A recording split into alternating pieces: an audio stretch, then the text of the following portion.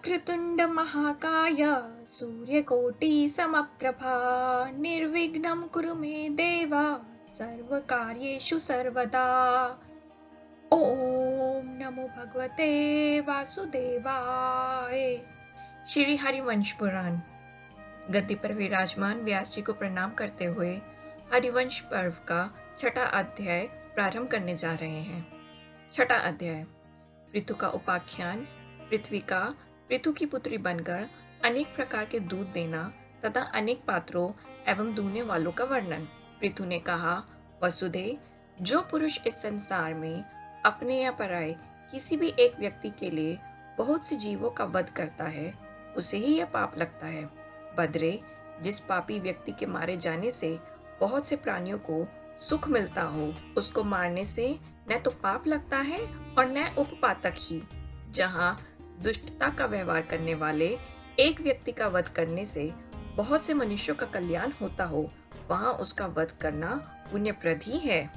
अतः वसुंधरे, यदि आज तू जगत का हित करने वाले मेरे वचन को नहीं मानती है, तो मैं प्रजा के हित के लिए तेरा अवश्य ही वध कर डालूंगा।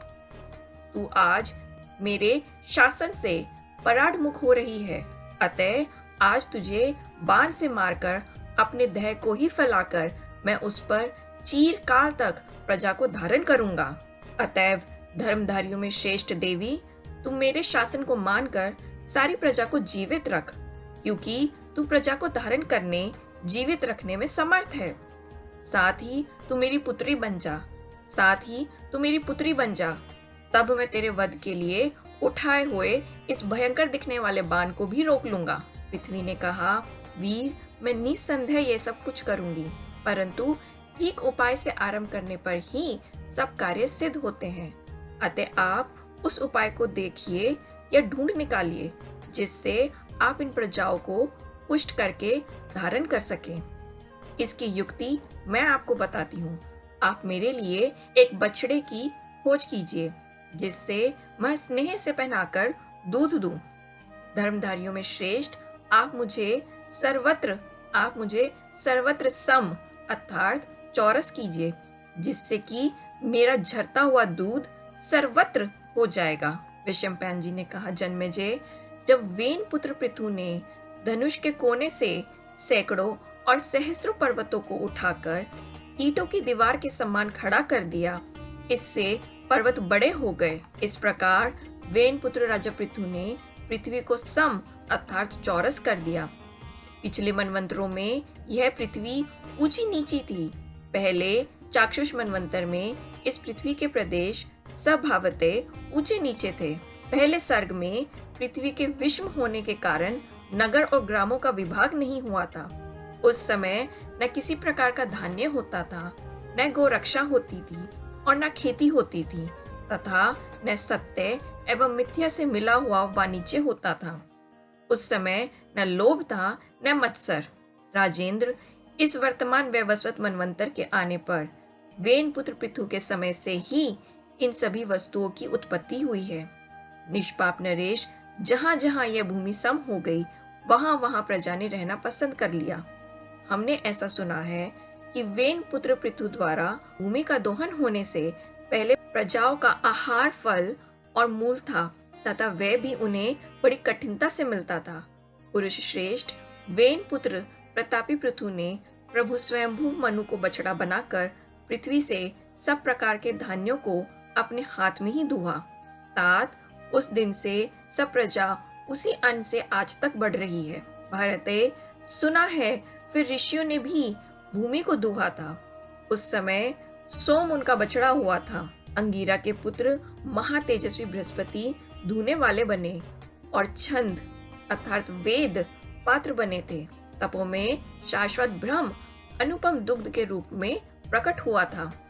यह भी सुना जाता है कि फिर इंद्र आदि सब देवताओं ने भी स्वर्ण का पात्र लेकर इस पृथ्वी को दुहा था। उस समय इंद्र बछड़ा और भगवान सूर्य धूने वाले बने थे, तथा पुष्टिकारक अमृत रूपी क्षीर प्रकट हुआ, जिससे देवता सदा जीवित रहते हैं।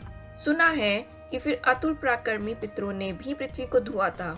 उन्होंने चांदी का पात्र लेकर स्वधा रूपी दूध का दोहन किया था। प्रतापी विवस्वान पुत्र यम उनका बछड़ा बने और लोकों का अंत करने वाला काल अंत तक उनका धुने वाला बना था। नरोत्तम फिर यह भी सुना जाता है कि नागों ने तक्षक को वत्स बनाकर आलुभु अर्थात तुम्भी के पात्र को लेकर विष रूपी दूध को दुहा था। भरत श्रेष्ठ भूपाल उस समय धुने वाला नाग ऐरावत था और सर्पों ने प्रतापी धृतराष्ट्र को धुने वाला बनाया था, जिनमें स्पष्ट रूप से विष झलकता है। ऐसे ये विशाल शरीर वाले सर्प उस विष से अपनी आजीविका चलाते हैं। ये इस विष को खाते हैं और इस विष का प्रयोग कर दूसरा आहार प्राप्त करते हैं तथा ये इस विष रूपी बल का सहारा लेकर इस संसार में अपनी प्रतिष्ठा बनाए हुए हैं। सुना जाता है कि असुरों ने भी लोहे का पात्र लेकर शत्रु को नष्ट करने वाली माया रूपी दूध को इस पृथ्वी से दुहा था। उस समय प्रहलाद का पुत्र विरोचन उनका बछड़ा बना था और दैत्यों का ऋत्विक 2 सिरों वाला महाबली मधु उनका धुने वाला बना था। अमित बुद्धि वाले मायावी असुर आजकल भी उसी माया से काम लेते हैं। यह माया ही उनका अपार बल है। तात यह भी सुना जाता है कि इसके बाद उस प्राचीन काल में यक्षों ने भी पृथ्वी को दुहा था। महाराज उन्होंने कच्चे पात्र में अंतर्ध्यान अर्थात गुप्त होने की अक्षय विद्या को दुहा था। उस समय यक्ष और राक्षसों ने विश्रवा के पुत्र कुबेर को बछड़ा तथा मणिवर के पिता रजतनाभ को धुने वाला बनाया था। उन यक्षों के छोटे भाई महातेजस्वी और महातपस्वी रजतनाभ के 3 सिर हैं। इस अंतर्ध्यान विद्या से वे यक्ष जीविका चलाते हैं। इस प्रकार परम ऋषि व्यासदेव ने कहा था। नरश्रेष्ठ फिर राक्षसों और पिशाचों ने मुर्दे की खोपड़ी लेकर अपनी संतान को तृप्त करने के लिए इस वसुंधरा को दुहा था। कुरुवंशधर उस समय रजतनाभ उनका धुने वाला था और सुमाली उनका बछड़ा था और वे उस समय उन्होंने रक्त रूपी दूध को दुहा था। देवताओं की ही भांति यक्ष राक्षस पिशाच और भूतों की भी मंडलियां उस दूध से अपनी अपनी आजीविका चलाते हैं।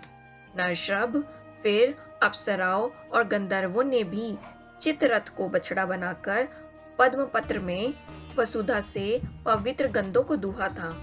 भरत सत्तम उस समय सूर्य के तुल्य तेजस्वी और अत्यंत बलवान महात्मा गंधर्वराज सुरुचि उनका धुने वाला था। राजन सुना जाता है कि पर्वतों ने भी पृथ्वी से मूर्तिमती औषधियों और नाना प्रकार के रत्नों को धुआ था।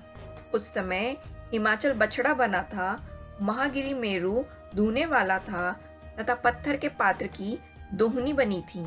उस दूध से पर्वतों की वृद्धि हुई। राजन सुना जाता है कि इसके बाद पलाश के पत्ते का पात्र अर्थात दोना लेकर वृक्षों ने भी पृथ्वी को दोहन किया था। जल जाने या कट जाने पर जो पुनः अंकुरित होने की शक्ति है वही उन्हें दूध के रूप में प्राप्त हुई थी। उस समय खिले हुए साल वृक्ष ने इस पृथ्वी को दुहा था और पाकड़ का वृक्ष बछड़ा बना था। इस प्रकार यह पृथ्वी धात्री विधात्री अर्थात माता के समान सबका धारण पोषण करने वाली तथा पवित्र है। यह पृथ्वी समस्त चराचर प्राणियों का आश्रय स्थान और उत्पत्ति स्थान है।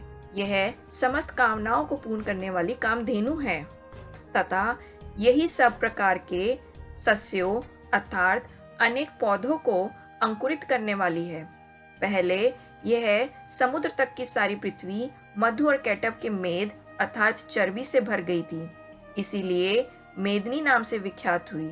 अतएव यह देवी ब्रह्मादियों द्वारा मेदिनी कही जाती है। भरतवंशी राजन फिर वेन पुत्र राजा पृथु के पुत्री रूप में अंगीकार करने पर यह देवी उनकी पुत्री बन गई। इससे यह पृथ्वी कहलाती है। इस पृथ्वी को पृथु ने अनेक भागों में विभक्त एवं शुद्ध किया। इसको अन्न आदि का खान बना दिया और समृद्धशालिनी बनाकर इसे ग्रामों और नगरों की श्रेणियों से सुशोभित कर दिया। नृपश्रेष्ठ महाराज पृथु ऐसे प्रभावशाली थे, अतएव सभी प्राणियों को निस्संदेह उनकी पूजा तथा वंदना करनी चाहिए। वेदांग के पारगामी महात्मा ब्राह्मणों को भी अत्रि कुल में उत्पन्न होने के कारण ब्रह्म योनि एवं सनातन पुरुष अर्थात विष्णु रूप पृथु के प्रति निश्चय ही नमस्कार करना चाहिए। पृथ्वी के स्वामी तत्व को चाहने वाले महाभाग्यवान राजाओं को भी आदि राजा वेन पुत्र प्रतापी पृथु को प्रणाम करना चाहिए। जो पराक्रमी राजा युद्ध में विजय चाहते हों, उनको भी योद्धाओं में अग्रणी राजा पृथु को अवश्य प्रणाम करना चाहिए।